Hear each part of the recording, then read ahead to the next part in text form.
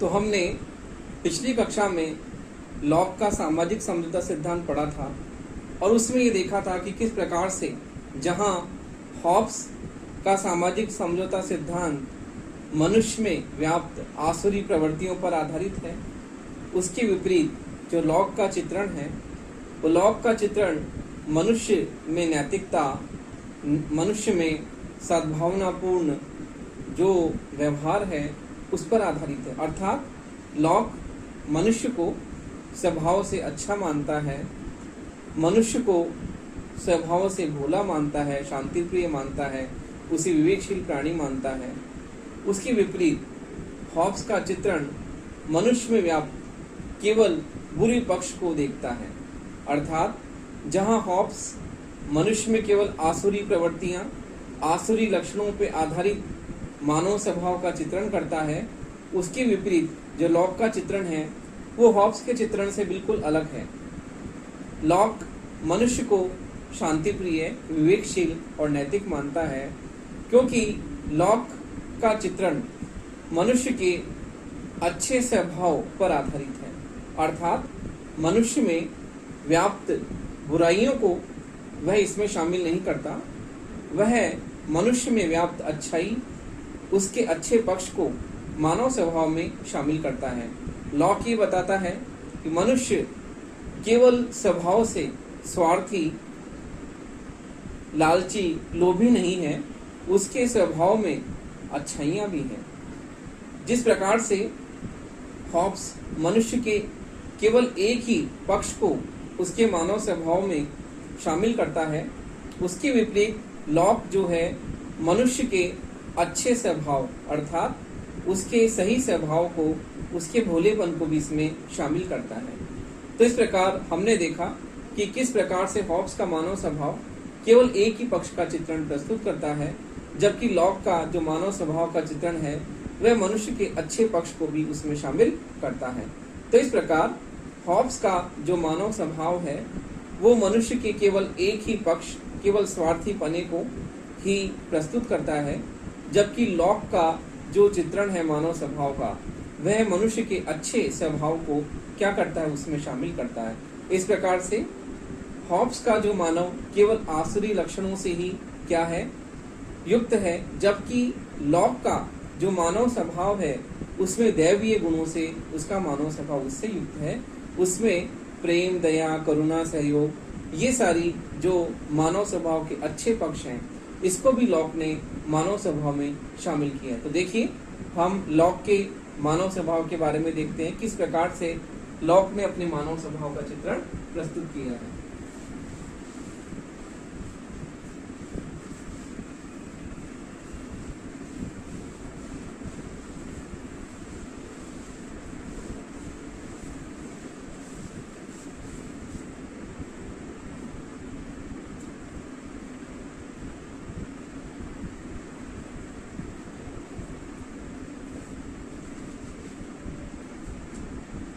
देखिए अब हम पढ़ते हैं लॉक का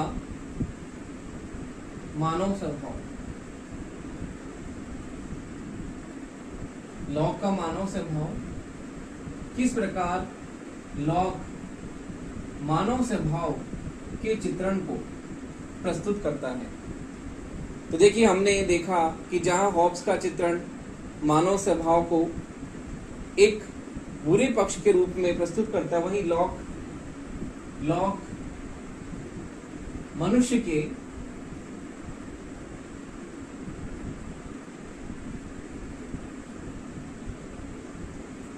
अच्छे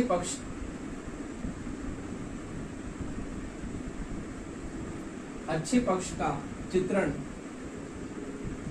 प्रस्तुत करता है।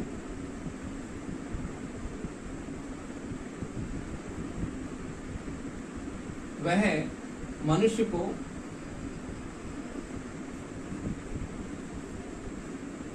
विवेकशील,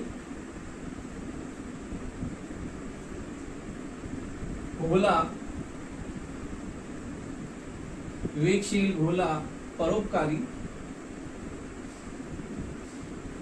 और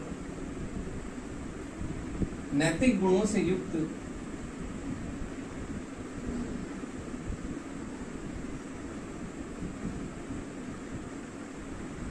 मानता है। देखिए इस प्रकार से जहां हम हॉब्स के मानव स्वभाव में मनुष्य के बुरे पक्ष को शामिल करते हैं, क्योंकि हॉब्स ने मनुष्य के स्वभाव का यथार्थवादी चित्रण प्रस्तुत किया और उसने अपने सिद्धांतों को वैज्ञानिक भौतिकवाद के आधार पर प्रतिपादित किया। तो हॉब्स का चित्रण जो है वह मनुष्य के बुरे पक्ष, बुरे स्वभाव का चित्रण प्रस्तुत करता है, जबकि लॉक मनुष्य के अच्छे पक्ष का चित्रण प्रस्तुत करता है। वो मनुष्य में केवल दुर्गुण ही नहीं देखता, केवल बुराइयां ही नहीं देखता, उसके अलावा उसमें जो व्याप्त अच्छा पक्ष है उसको भी देखता है। और क्योंकि लॉक उदारवाद का जनक है, उदारवादी चिंतन की आत्मा जॉन लॉक को कहा जाता है, तो वह क्योंकि उदारवादी मनुष्य को विवेकशील प्राणी मानता है और उदारवादी चिंतन के आधार पर वह अपना चित्रण प्रस्तुत करता है। उसके सामाजिक समझौता सिद्धांत में हमें उदारवादी चिंतन की सारी विशेषताएं देखने को मिलती हैं जो कि उदारवादी विचारधारा में हम देखते हैं। इस प्रकार से लॉक को उदारवादी चिंतन का जनक कहा जाता है, क्योंकि उदारवादी मनुष्य को विवेकशील प्राणी मानता है। इसी प्रकार से लॉक भी मनुष्य को विवेकशील प्राणी मानता है। वो ये कहता है कि मनुष्य अपने स्वभाव से अच्छा है, भोला है, परोपकारी है और नैतिक गुणों से युक्त है। जहां पर हॉब्स मनुष्य के बुरे पक्ष का चित्रण करता है, मनुष्य के स्वभाव में केवल बुराइयां, आसुरी प्रवृत्तियों को ही मानता है, उसके विपरीत लॉक का चित्रण जो है मनुष्य में आसुरी प्रवृत्तियों के स्थान पर उसमें जो व्याप्त दैवीय गुण हैं, उन दैवीय गुणों को भी वह मानव स्वभाव में शामिल करता है।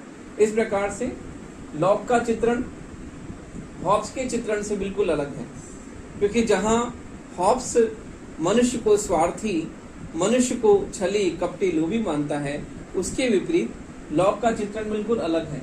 लॉक मनुष्य के अच्छे पक्ष को मानता है, उसमें व्याप्त जो सद्गुण है अर्थात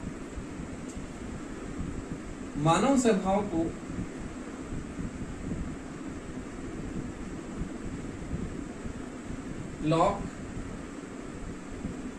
मानव स्वभाव को लॉक सद्गुणों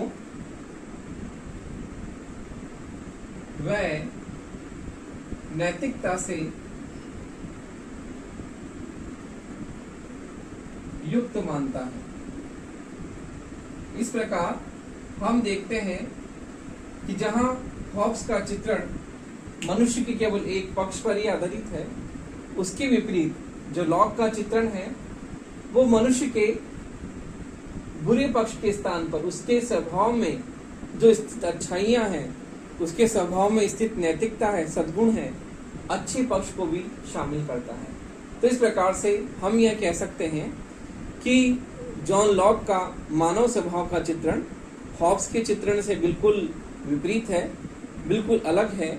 जहां हॉब्स केवल मनुष्य के स्वार्थी स्वभाव को ही अपने चित्रण, अपने मानव स्वभाव में शामिल करता है, उसके विपरीत लॉक मनुष्य के स्वभाव में व्याप्त अच्छाइयों को अर्थात सद्गुणों को, उसके भोलेपन को भी शामिल करता है। वो ये कहता है कि मनुष्य एक विवेकशील, एक बुद्धिशील प्राणी है जिसमें विवेक जागृत है, और विवेक जागृत होने के कारण उसके स्वभाव में अच्छे बुरे में अंतर करने का ज्ञान निहित है। इस कारण से उसके स्वभाव में क्या है, भोलापन है, परोपकारी है, उसके स्वभाव में दया, स्नेह, प्रेम और नैतिक गुणों से युक्त क्या है, मनुष्य का स्वभाव है। इस प्रकार से हॉब्स का मानव स्वभाव का चित्रण लॉक के मानव स्वभाव से बिल्कुल अलग है, क्योंकि उसने केवल मनुष्य के स्वभाव में एक ही पक्ष को देखा, जबकि लॉक उसके विपरीत मनुष्य के स्वभाव में अच्छेपन, भोलेपन अर्थात उसको नैतिकता से युक्त मानता है। अब हम बात करते हैं प्राकृतिक अवस्था की। देखिए किस प्रकार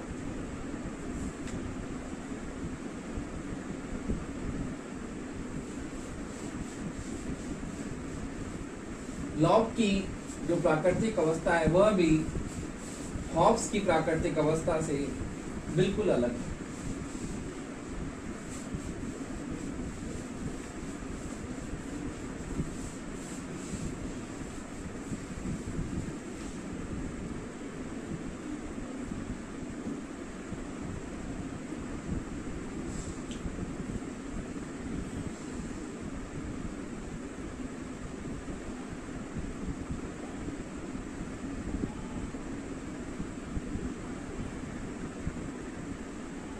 देखिए, लॉक प्राकृतिक अवस्था की बात करता है और प्राकृतिक अवस्था में वह बताता है कि जिस प्रकार से हॉब्स की जो प्राकृतिक अवस्था थी वो एकाकी, दीनहीन, पार्श्विक, क्षणिक और क्षणभंगुर थी, अर्थात व्यक्ति का जीवन कभी भी समाप्त हो सकता था। उसके जीवन की सुरक्षा की गारंटी उसे नहीं मिलती थी। लेकिन इसके विपरीत जो लॉक है, लॉक के चिंतन में हमें प्राकृतिक अवस्था, शांति, सद्भाव, पारस्परिक सहायता और रक्षा की उसमें हमें स्थिति देखने को मिलती है। तो जिस प्रकार से जहाँ हॉब्स के चिंतन में प्राकृतिक अवस्था अराजकता की स्थिति थी, अशांति और अव्यवस्था की स्थिति थी, उसके विपरीत जॉन लॉक की जो प्राकृतिक अवस्था जो है वह शांति, सद्भाव, पारस्परिक सहयोग और सुरक्षा की भावना पर आधारित थी। देखिए, लॉक की जो प्राकृतिक अवस्था जो थी वह शांति,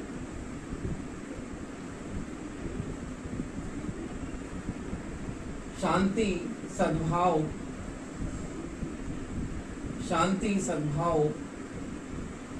पारस्परिक सहयोग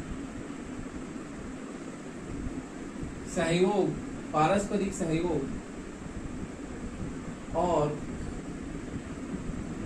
सुरक्षा की भावना पर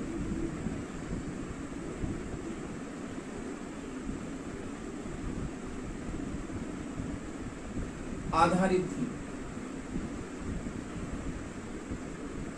तो देखिए, हॉब्स के चित्रण से बिल्कुल अलग चित्रण है लॉक का, जहां पर हॉब्स प्राकृतिक अवस्था में दीनहीन, एकाकी, पार्श्विक और क्षणिक प्राकृतिक अवस्था की बात करता है, वहीं पर लॉक प्राकृतिक अवस्था को शांति, सद्भाव, पारस्परिक सहयोग और सुरक्षा की भावना पर आधारित मानता है। तो इस प्रकार हम देखते हैं कि लॉक का चित्रण हॉब्स के चित्रण से बिल्कुल अलग है, जहां हॉब्स ने प्राकृतिक अवस्था को बिल्कुल हिंसक प्रवृत्तियों पर आधारित माना, क्योंकि वह मनुष्य में व्याप्त स्वार्थी स्वभाव को प्रमुख मानता है और उसके कारण मनुष्य क्या है, स्वभाव से हिंसक प्राणी है। तो इस प्रकार से देखिए, जहां पर हॉब्स मनुष्य को हिंसक मानता है, वहीं लॉक मनुष्य को स्वभाव से सामाजिक प्राणी मानता है।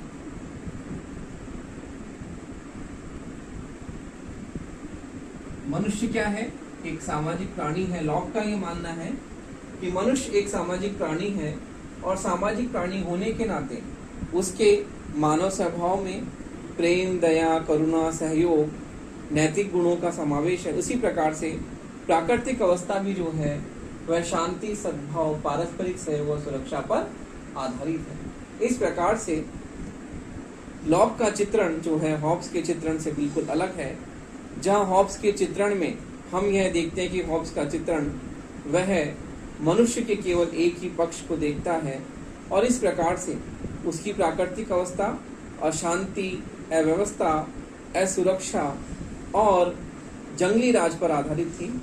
जिस प्रकार से जंगल का नियम होता है कि बड़ी मछली छोटी मछली को निगल जाती है और जिसकी लाठी उसकी भैंस वाली कहावत भी हमें उसकी प्राकृतिक अवस्था में देखने को मिलती है, तो इसके विपरीत लॉक के चित्रण में हमें उससे बिल्कुल विपरीत स्थिति देखने को मिलती है, क्योंकि लॉक मनुष्य को स्वभाव से अच्छा मानता है, उसके स्वभाव में सद्भाव को प्रमुख रूप से मानता है कि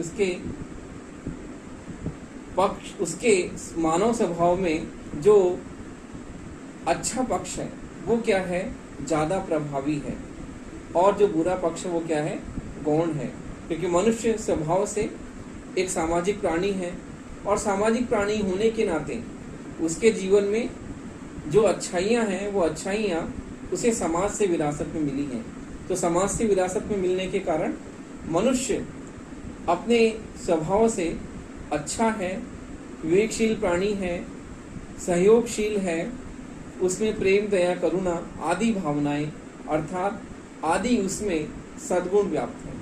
इस प्रकार से प्राकृतिक अवस्था भी जो है वह मनुष्य के मानव स्वभाव में अच्छे पक्ष पर आधारित होने के कारण प्राकृतिक अवस्था में हॉब्स की तरह अराजकता, अशांति और अव्यवस्था व्याप्त नहीं थी। देखिए, लॉक की प्राकृतिक अवस्था में हॉब्स की तरह अराजकता, अशांति व अव्यवस्था देखने को नहीं मिलती।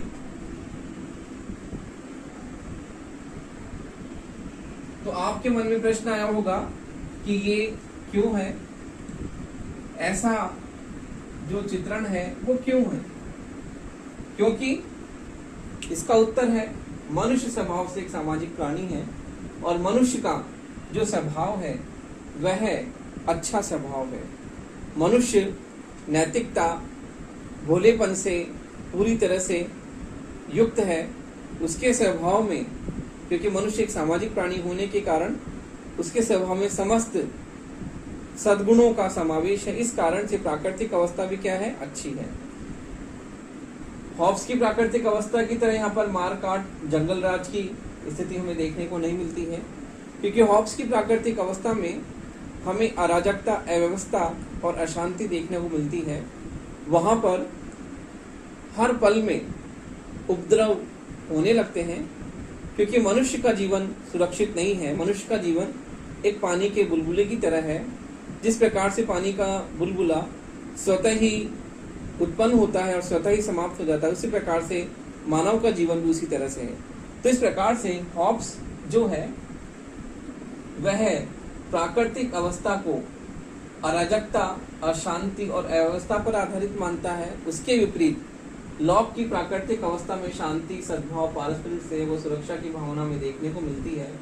तो इस प्रकार से हम ये कहते हैं कि लॉक की प्राकृतिक अवस्था हॉब्स की तरह अराजकता, अशांति और अव्यवस्था की स्थिति में देखने को नहीं मिलती है। इस प्रकार से हॉब्स के विपरीत लॉक की प्राकृतिक अवस्था शांतिपूर्ण और सद्भाव पर आधारित है। तो इसलिए हम ये कह सकते हैं कि लॉक की प्राकृतिक अवस्था हॉब्स की प्राकृतिक अवस्था से बिल्कुल एकदम विपरीत है, क्योंकि हॉब्स की प्राकृतिक अवस्था अराजकता, शांति है, जबकि लॉक की प्राकृतिक अवस्था में शांति, सद्भाव और पारस्परिक सहयोग की भावना हमें देखने को मिलती है, जो कि लॉक के मानव स्वभाव के अच्छे पक्ष को शामिल करने के कारण है कि मनुष्य, क्योंकि लॉक उदारवाद का जनक है और उदारवाद का जनक होने के कारण ही मनुष्य को विवेकशील प्राणी मानता है, अच्छा मानता है। मनुष्य को वह नैतिक गुणों से युक्त और सद्गुणों से युक्त मानता है। तो देखिए, प्राकृतिक अवस्था के बाद में हम देखते हैं कि लॉक ने, क्योंकि उदारवाद में प्राकृतिक अधिकारों की बात प्रमुख रूप से होती है और उदारवाद कर्तव्यों की अपेक्षा अधिकारों पर अधिक बल देता है। उदारवाद में व्यक्ति के अधिकारों की बात की जाती है, व्यक्ति को एक विवेकशील प्राणी माना जाता है और विवेकशील प्राणी होने के नाते उसके जीवन में स्वतंत्रता सबसे प्रमुख अधिकार है। तो देखिए, लॉक भी इन अधिकारों की बात करता है और लॉक के चिंतन में हम प्राकृतिक अधिकार देखते हैं। देखिए किस प्रकार लॉक ने प्राकृतिक अधिकारों का अपने चिंतन में समावेश किया है।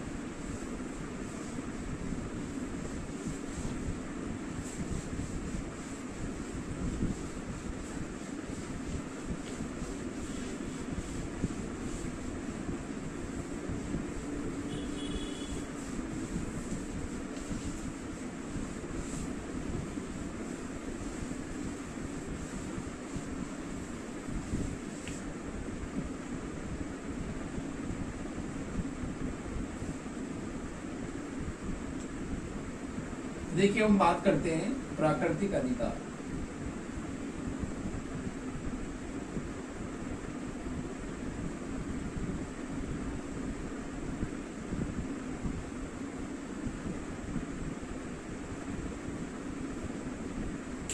तो जहां हॉब्स को प्रथम व्यक्तिवादी विचारक हम उसके जीवन के अधिकार अर्थात आत्मरक्षा के अधिकार पर उसे प्रथम व्यक्तिवादी विचारक कहते हैं, उसी प्रकार से लॉक के चिंतन में भी हम उदारवादी चिंतन को प्रमुख रूप से उसमें तत्व हमें देखने को मिलते हैं। उदारवादी चिंतन के तत्व उसके चिंतन में प्रमुख रूप से हमें स्पष्ट रूप से परिलक्षित होते हैं, दिखाई देते हैं,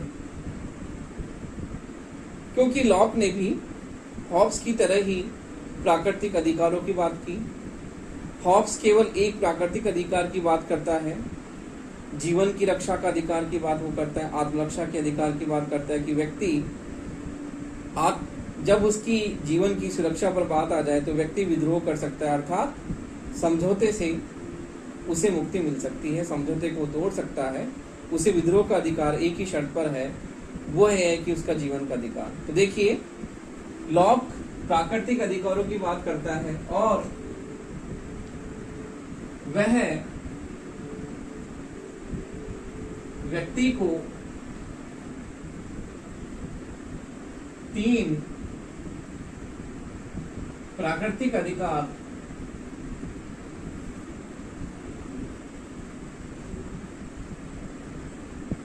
देता है। 3 प्राकृतिक अधिकारों की बात करता है लॉक। पहला है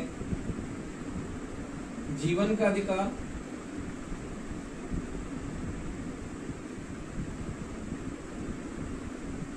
दूसरा है स्वतंत्रता का अधिकार,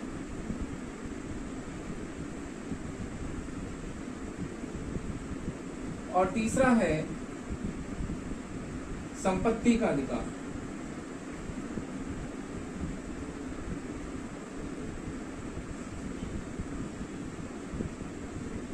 तो देखिए लॉक 3 अधिकारों की बात करता है, right to life, liberty and property.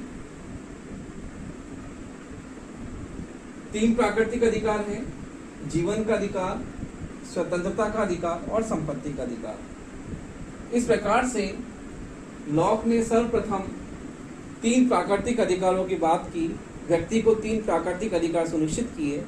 इसे लॉक को हम उदारवाद की आत्मा कहते हैं, उदारवाद का जनक कहते हैं। तो देखिए जीवन का अधिकार अर्थात प्रत्येक व्यक्ति को जीवन जीने का अधिकार है, वह अपनी शर्तों पर अपना जीवन यापन कर सकता है। उसमें राज्य उसके निजी जीवन में किसी भी प्रकार का कोई हस्तक्षेप नहीं कर सकता। व्यक्ति का ये प्राकृतिक अधिकार है कि वह जीवन अपने तरीके से अपना जीवन यापन कर सकता है। दूसरा है स्वतंत्रता का अधिकार, राइट टू लिबर्टी, अर्थात व्यक्ति, जैसा कि रूसो कहता है कि व्यक्ति स्वतंत्र पैदा होता है लेकिन हमेशा बंधनों से जकड़ा हुआ होता है। वो हम रूसो के चिंतन में पढ़ेंगे, तब हम आपको बताएंगे कि किस प्रकार से उसके ये उद्गार किस ओर उसको लेके जाते हैं, या उसके उद्गारों में किस प्रकार का हम तत्व देखते हैं, वो आगे रूसो पढ़ेंगे जब देखेंगे। तो देखिए स्वतंत्रता के अधिकार में वो ये कहता है कि व्यक्ति का ये जन्म सिद्ध अधिकार है कि वह स्वतंत्र पैदा होता है और वह अपने विचारों की अभिव्यक्ति की स्वतंत्रता है। किस प्रकार से स्वतंत्रता के जो प्रकार हैं वो आगे विचारकों ने बताए हैं। तो स्वतंत्रता पर कई विचारकों ने पूरा, जैसे हेयक विचारक है उसने स्वतंत्रता के बारे में बताया है आगे। तो स्वतंत्रता सबसे महत्वपूर्ण अधिकार भी स्वतंत्रता को माना गया है। जीवन के अधिकार के बाद में लॉक व्यक्ति को दूसरा अधिकार देता है, वह है स्वतंत्रता का अधिकार, अर्थात व्यक्ति जो है वह स्वतंत्र रूप से अपने विचारों को व्यक्त कर सकता है। स्वतंत्रता उसका जन्मसिद्ध अधिकार है। तो इस प्रकार राज्य जो है व्यक्ति की स्वतंत्रता पर कई बंधन लगाता है, जो कि हम देखेंगे किस प्रकार से लोक कल्याणकारी राज्य में व्यक्ति जो है, व्यक्ति पर राज्य इस स्वतंत्रता पर किस प्रकार से प्रतिबंध लगाता है, जो कि हमारे भारतीय संविधान में भी है। तो देखिए, स्वतंत्रता व्यक्ति का दूसरा अधिकार है जिसे लॉक प्राकृतिक अधिकार में शामिल करता है, और यह व्यक्ति का सबसे महत्वपूर्ण अधिकार है। इसमें व्यक्ति अपने विचारों की अभिव्यक्ति शामिल है, उसका स्वतंत्र विचरण, उसका कहीं भी जाना आना, अर्थात जिस प्रकार प्राचीन समय में व्यक्ति स्वतंत्र नहीं था और उस पर कई तरह के बंधन थे, लेकिन लॉक उन बंधनों को स्वीकार नहीं करता है और ये कहता है कि मनुष्य एक विवेकशील प्राणी है और विवेकशील होने के कारण वह अपने विचारों को निर्बाध रूप से क्या कर सकता है, व्यक्त कर सकता है। अगला है संपत्ति का अधिकार। प्रत्येक व्यक्ति को संपत्ति रखने का अधिकार है। लॉक यह कहता है कि प्रत्येक व्यक्ति अपनी संपत्ति को रख सकता है। तो देखिए, इस प्रकार संपत्ति के अधिकार को भी वह मनुष्य का सबसे तीसरा महत्वपूर्ण अधिकार बताता है कि संपत्ति रखने का अधिकार व्यक्ति को प्राप्त है। व्यक्ति अपनी संपत्ति खरीद सकता है, बेच सकता है, उसको बढ़ा सकता है, किसी भी प्रकार से वह संपत्ति का अर्जन कर सकता है। तो देखिए, इस प्रकार लॉक ने व्यक्ति के 3 अधिकारों की बात करके, जीवन, स्वतंत्रता और संपत्ति के अधिकारों की बात करके, प्राकृतिक अधिकारों की बात करके, किस प्रकार से उसने उदारवादी विशेषताओं को अपने चिंतन में उनको शामिल किया। तो देखिए, लॉक 3 प्राकृतिक अधिकारों की बात करता है, जीवन का अधिकार, स्वतंत्रता का अधिकार, संपत्ति का अधिकार। इन अधिकारों के कारण और उसके चिंतन में उदारवादी विशेषताओं की जो हमें स्पष्ट झलक दिखाई देती है, उनके आधार पर हम लॉक को उदारवाद का जनक कहते हैं, अर्थात उसे उदारवाद की आत्मा भी कहा जाता है कि उसने उदारवादी चिंतन को क्या किया, आगे बढ़ाया और उसमें जो विचारों को उसने किस प्रकार से आगे बढ़ाकर इस उदारवादी चिंतन को एक नई दिशा प्रदान की। तो इस प्रकार से लॉक को उदारवादी चिंतन की आत्मा कहना बिल्कुल सही है, क्योंकि उसने उदारवादी चिंतन को आगे बढ़ाया, उसमें और अधिक विशद और व्यापक रूप से उसने कई अन्य तत्वों और विशेषताओं को उसने शामिल किया। तो देखिए, इस प्रकार से लॉक अधिकारों की बात करके जो है वह व्यक्ति को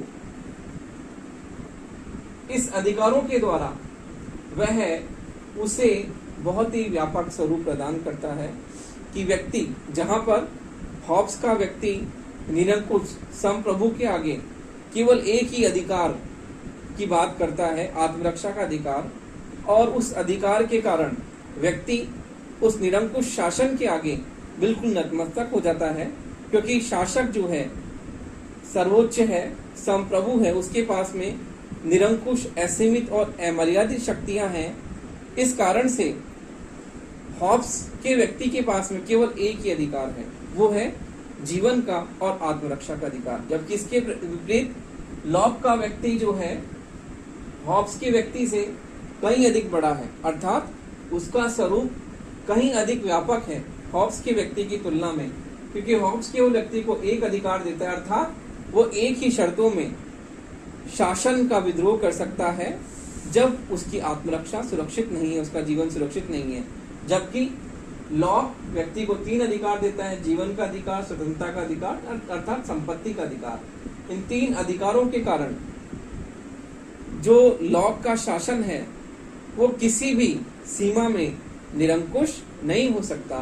तो इस प्रकार से जहां हॉब्स का जो शासन है वह निरंकुश है, असीमित है, अमर्यादित है, उसके विपरीत लॉक का जो शासन है सीमित है, मर्यादित है। तो देखिए, इस प्रकार से लॉक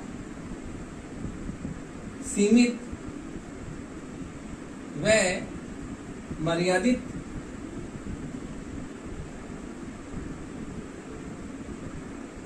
मर्यादित शासन का पक्षधर है,